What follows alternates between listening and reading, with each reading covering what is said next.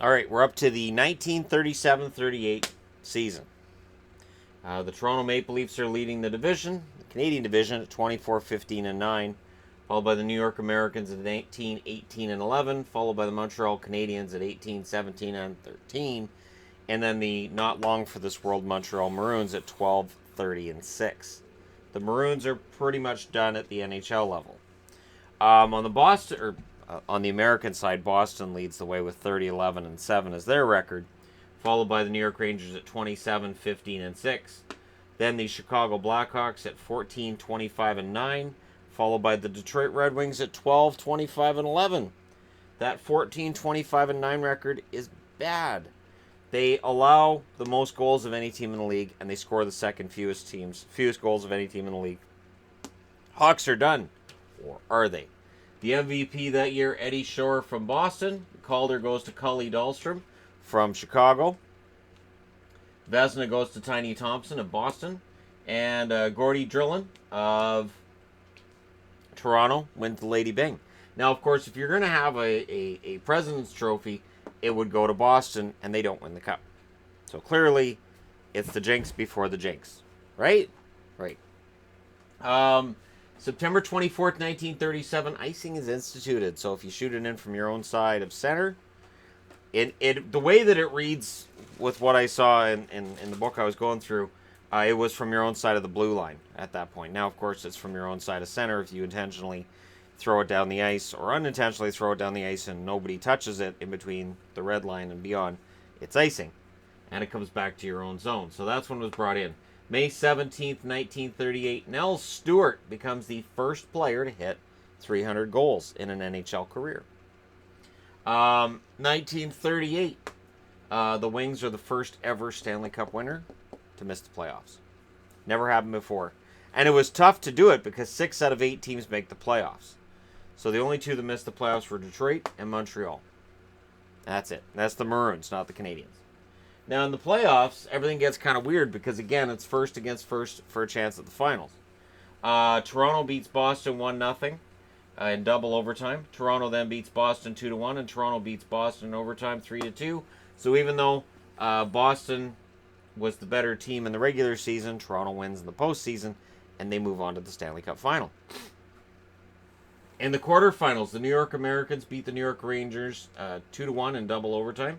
The Rangers then beat the Americans 4-3, and the Americans beat the Rangers in 4 overtimes by a score of 3-2. That means the Americans take that series 2-1.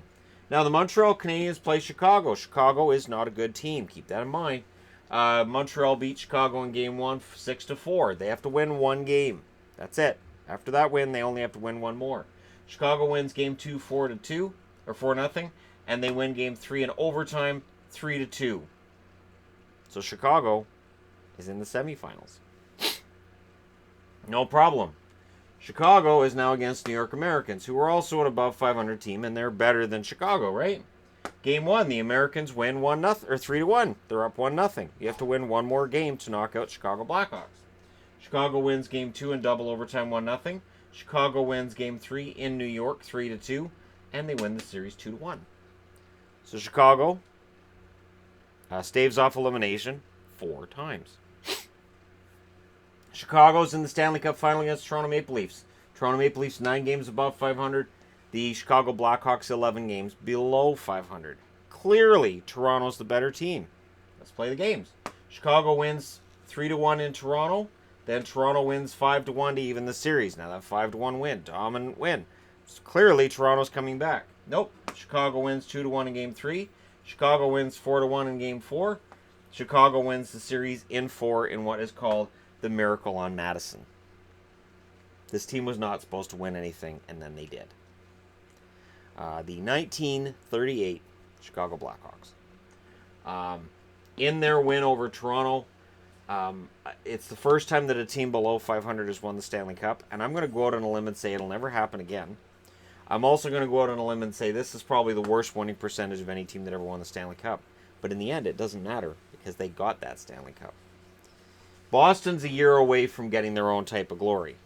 But it had to be frustrating for Boston to have 67 points and watch a team with 37 win the Stanley Cup.